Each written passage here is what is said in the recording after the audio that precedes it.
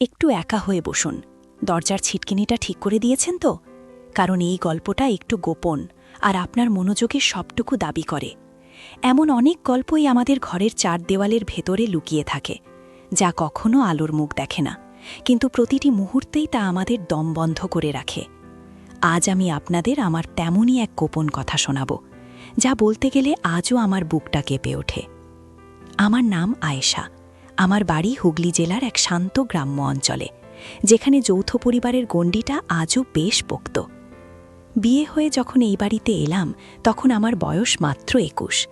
স্বামী রাকেশ গ্রামেরই একটা ছোটখাটো চাকুরিতে ব্যস্ত, প্রায় সারাদিনই বাইরে কাটাত।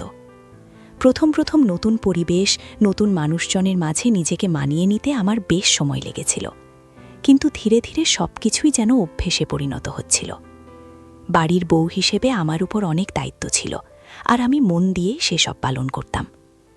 কিন্তু মনের গভীরে একটা সূক্ষ্ম শূন্যতা যেন ধীরে ধীরে বাসা বাঁধছিল। রাকেশের ব্যস্ততা আর তার স্বভাবের খানিকটা নির্বিকারত্ব হয়তো এই শূন্যতা তৈরিতে সাহায্য করেছিল। এই বাড়িতেই ছিল আমার শ্বশুর, শাশুড়ি, জা আর আমার দেবর রাজা। রাজা ছিল রাকেশের ছোট ভাই, আমার চেয়ে বছর ৩ ছোট। তখন সবে কলেজের পড়াশোনা শেষ করে একটা চাকুরির চেষ্টা করছিল। প্রথম দিকে রাজা খুবই শান্ত, লাজুক প্রকৃতির ছিল। বড়দের সামনে বিশেষ কথা বলতো না। আমার সাথেও প্রথম দিকে ওর কথাবার্তা ছিল খুবই সীমিত, শুধু প্রয়োজনে দু একটা কথা। বাড়ির বাকি সবার সাথে যেমন আমার সম্পর্ক গড়ে উঠেছিল, রাজার সাথে ঠিক তেমনটা হয়নি। কেমন যেন একটা দূরত্ব ছিল, হয়তো সে ছোট বলেই, বা হয়তো আমি নতুন বউ বলে। দিনের পর দিন যখন আমার একাকিত্ব গভীর হচ্ছিল, তখন রাজার উপস্থিতিটা যেন একটু একটু করে চোখে পড়তে লাগল। রাকেশ যখন গভীর রাতে ক্লান্ত হয়ে ফিরত, প্রায়শই আমার সাথে কথা বলার বা সময় কাটানোর মতো শক্তিটার থাকত না। আর আমার দিন কাটত রান্নাঘর আর বাড়ির হাজারো কাজের মাঝে। সেই সময়গুলোতে রাজা প্রায়ই আমার পাশে এসে দাঁড়াত, কখনো এটা চাইতো, কখনো ওটা।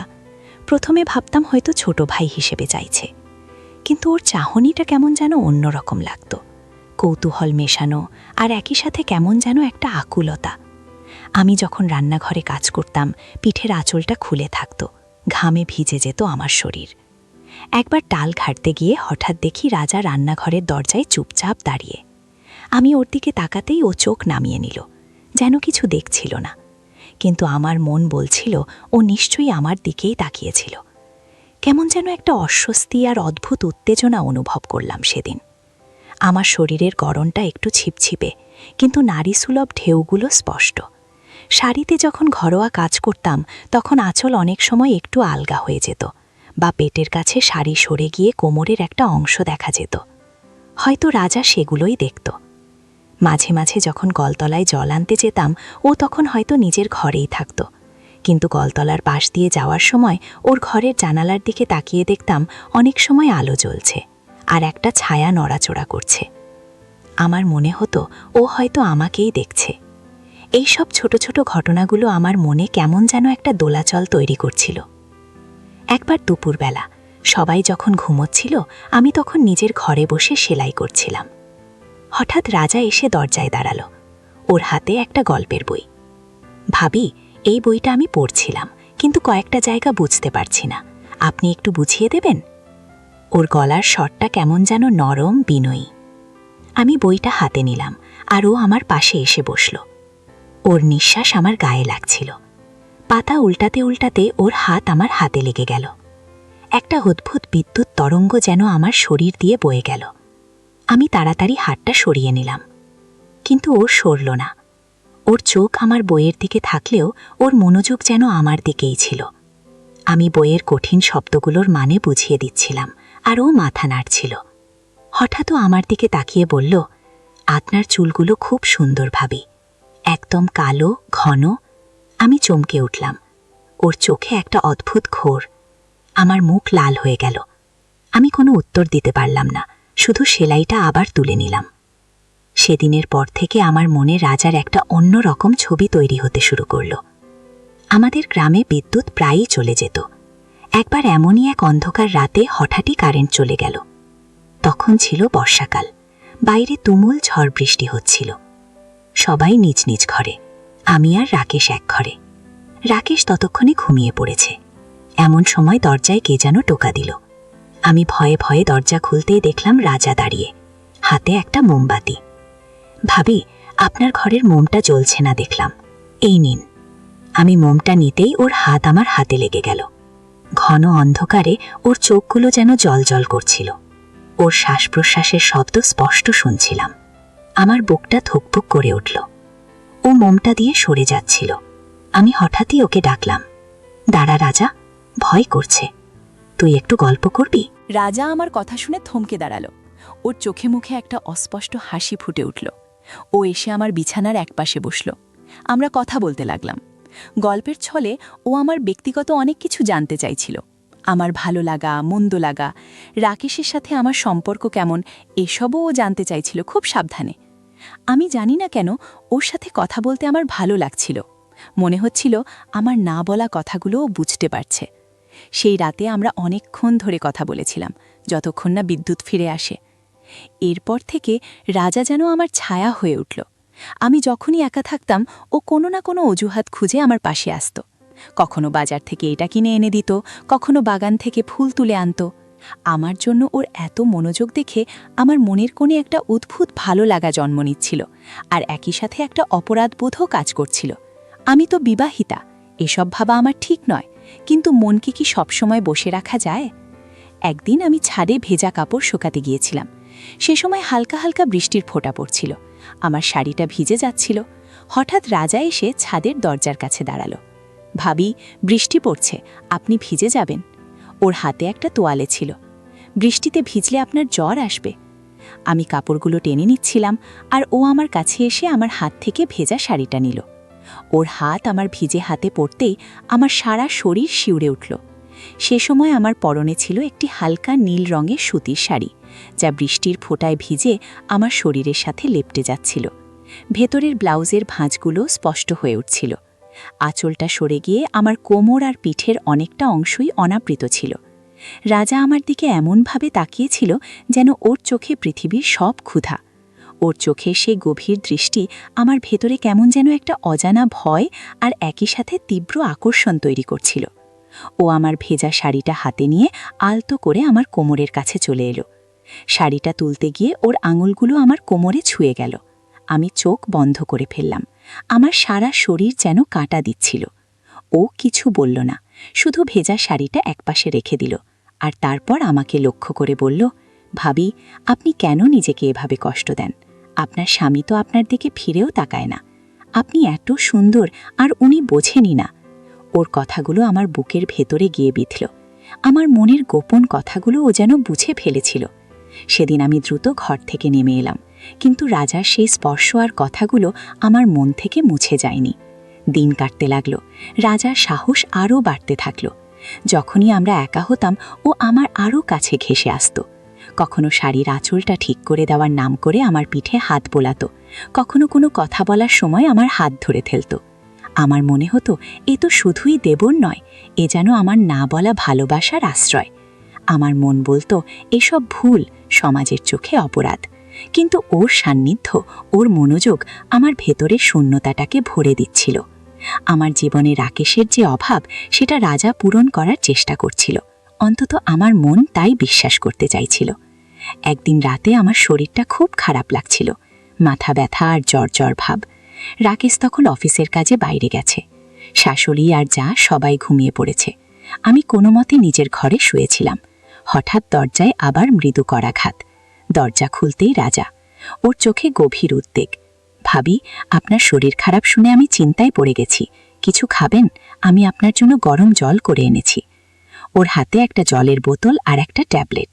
ও আমাকে যত্ন করে জল খাইয়ে দিল, ট্যাবলেটটা খাওয়ালো। তারপর আমার কপালে হাত রেখে দেখল জ্বর আছে কিনা।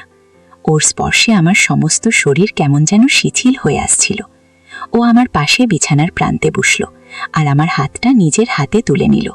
ভাবি, আপনি যদি আমাকে সবকিছু বলতেন, তাহলে হয়তো আমি আপনাকে আরও ভালো করে খেয়াল রাখতে পারতাম।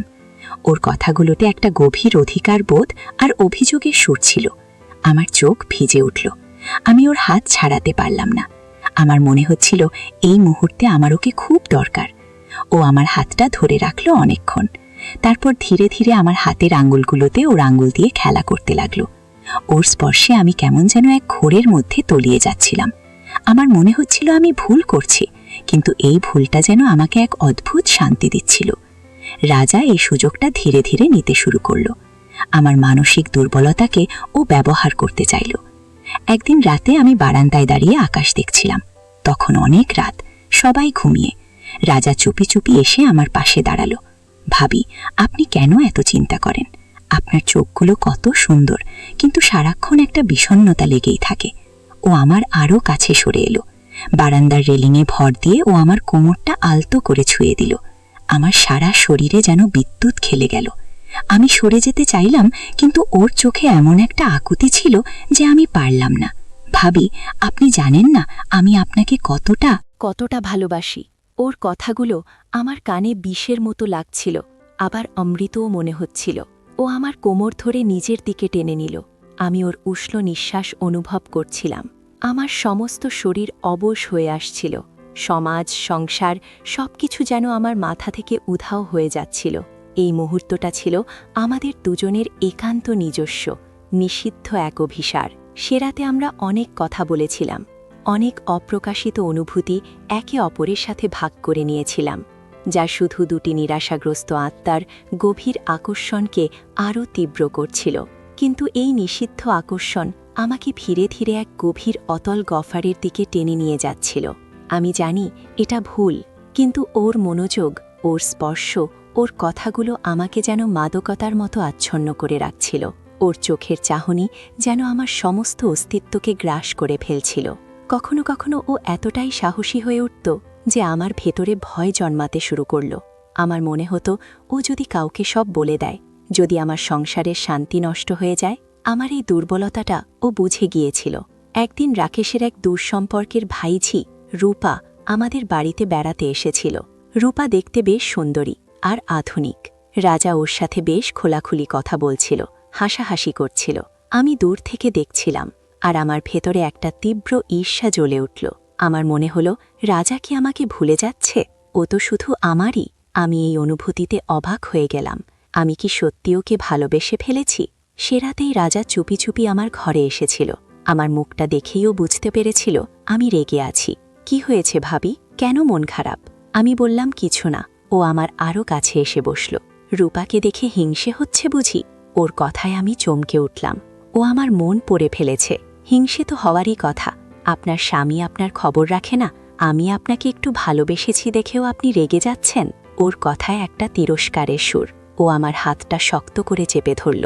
যদি আমি সব কথা রাকেশকে বা বাড়ির সবাইকে বলে দিই, তাহলে কি হবে ভাবি? তাহলে কি হবে আপনার এই স্বাদের সংসারের? ওর কথা শুনে আমার সারা শরীর হিম হয়ে গেল। এটা তো ব্ল্যাকমেইল। আমি ভয়ে চুপ করে গেলাম। ও আমার ভয়টা উপভোগ করছিল। ওর চোখে একটা শয়তানি হাসি। আপনি আমার ভাবি, আপনি শুধু আমার, আর কাউকে আপনার কাছে আসতে দেব না। আপনিও যাবেন না। আমি বাকরুদ্ধ হয়ে গেলাম। আমি এক ভয়ঙ্কর খেলায় জড়িয়ে পড়েছি, যেখান থেকে বেরোনোর পথ আমার জানা নেই। আমার জীবনটা যেন একটা গোলকধাঁধায় আটকে গিয়েছিল। একদিকে নিজের ভেতরে জন্ম নেওয়া এক গভীর আকর্ষণ, যা নিষিদ্ধ জেনেও আমি ছাড়তে পারছিলাম না, আর অন্যদিকে রাজার এক প্রকার মানসিক ব্ল্যাকমেইল, যা আমাকে দমিয়ে রাখছিল। রাতের পর রাত আমার ঘুম হারাম হয়ে গিয়েছিল। আমি বুঝতে পারছিলাম এই সম্পর্কটা আমাকে তিল তিল করে শেষ করে দেবে। আমি প্রতিদিন নিজেকে প্রশ্ন করতাম, আমি কি করছি? আমার স্বামী, আমার পরিবার, আমার ভবিষ্যৎ সবকিছু কি আমি এই ক্ষণিকের আবেগের জন্য নষ্ট করে দেব? আমার ভেতরে শূন্যতা পূরণের জন্য কি আমি এমন একটা পথ বেছে নেব যা শেষ পর্যন্ত শুধু অন্ধকারই এনে দেবে? আমার মনে হলো, আর নয়, এই পথ থেকে আমাকে বেরিয়ে আসতেই হবে। আমি হয়তো রাজাকে ভালোবেসে ফেলেছি, কিন্তু এই ভালোবাসাটা আমার জন্য ধ্বংস ছাড়া আর কিছুই আনতে পারবে না। একদিন খুব সকালে, যখন রাজা কলতলায় একা ছিল, আমি ওর কাছে গেলাম। রাজা, আমার সাথে কথা আছে। ও আমার দিকে তাকালো। ওর চোখে সেই পরিচিত অধিকার বোধ। আমি জানি আমরা যা করছি তা ভুল, এটা ঠিক না, আমাদের দুজনের জন্যই এটা ভালো না। আমার কথা শুনে ওর মুখের হাসিটা মিলিয়ে গেল। কেন ভাবি, আমার কি অপরাধ? আমি তো শুধু আপনাকে ভালোবেসেছি। ওর গলায় কেমন যেন একটা অভিযোগের সুর। এই ভালোবাসাটাই আমাদের সর্বনাশ করছে রাজা। আমি বিবাহিতা, তোমার ভাবি। সমাজের চোখে এই সম্পর্কটা জঘন্য। আমি আর এটা চালিয়ে যেতে পারবো না। আমি দৃঢ়ভাবে বললাম। ও আমার কাছে আসতে চাইল, কিন্তু আমি পিছিয়ে গেলাম। যদি তুমি আমাকে ব্ল্যাকমেল করো, তাহলে আমি যা হবার হবে মেনে নেব, কিন্তু এই সম্পর্কটা আর এগোবে না। আমার চোখে জল থাকলেও আমার গলায় একটা দৃঢ়তা ছিল। রাজা আমার দিকে কিছুক্ষণ তাকিয়ে থাকল। ওর চোখে আমি রাগ, হতাশা আর কিছুক্ষণের জন্য একটা ভয়ও দেখতে পেলাম। ও কিছু বলল না, শুধু মাথা নিচু করে চলে গেল। সেদিনের পর থেকে আমি রাজাকে এড়িয়ে চলতে শুরু করলাম। প্রথম ও আমাকে ডাকত, আমার পিছু পিছু ঘুরত, কিন্তু আমি ওর দিকে ফিরেও তাকাতাম না। আমার ভেতরে অনেক কষ্ট ছিল, কিন্তু আমি জানতাম এটাই ঠিক পথ। আমি আমার স্বামীকে আরও বেশি সময় দিতে শুরু করলাম। ওর সাথে কথা বলার চেষ্টা করতাম, ওর পছন্দের কাজগুলো করতাম। ধীরে ধীরে রাকেশও যেন আমার দিকে আরও বেশি মনোযোগ দিতে শুরু করল। আমি বুঝতে পারছিলাম আমাদের সম্পর্কের মধ্যে যে শূন্যতা ছিল তা পূরণ করার দায়িত্ব আমাদের দুজনেরই। আমি নিজের মনকে শক্ত করলাম। হয়তো রাজা আমার জীবনে একটা ঝড় হয়ে এসেছিল, আমাকে কিছুক্ষণের জন্য পথভ্রষ্ট করেছিল, কিন্তু সেই ঝড় আমাকে শিখিয়েছিল নিজের মূল্য বুঝতে, নিজের সীমানা চিনতে। আজও যখন আমি রান্নাঘরে কাজ করি বা কলতলায় জল আনতে যাই, তখন আমার মনে রাজার কথা মনে পড়ে। ওর চাহনি, ওর স্পর্শ, সব কিছু যেন আমার স্মৃতিতে গেঁথে আছে। কিন্তু এখন আমার মন আর সেই মোহে আচ্ছন্ন হয় না। আমি শিখেছি নিজের মনের শূন্যতা পূরণ করতে গিয়ে যেন ভুল পথে পা না বাড়াই। বাইরের ঝলমলে আকর্ষণ সাময়িক হতে পারে, কিন্তু ঘরের ভেতরের শান্তি আর নিজের আত্মসম্মান অমূল্য। তাই আমি বলি, জীবনটা আমাদেরই, আমরাই ঠিক করব কোন পথে আমরা হাঁটব। কখনো কখনো মনের দুর্বলতা আমাদের ভুল পথে নিয়ে যেতে পারে, কিন্তু সেই মুহূর্তে নিজের বিবেক আর আত্মমর্যাদা বোধকে জাগিয়ে তোলাটাই সবচেয়ে জরুরি। সবার কাছে একটা অনুরোধ, নিজের জীবনটা সামলে চলুন, নিজের জন্য আর আপনার প্রিয়জনদের জন্য। এই গল্পটা হয়তো আপনাদের অনেকের জীবনের সাথে মিলে যাবে, বা হয়তো কিছু মানুষকে ভাবাবে। যদি ভালো লাগে, অবশ্যই চ্যানেলটি সাবস্ক্রাইব করবেন।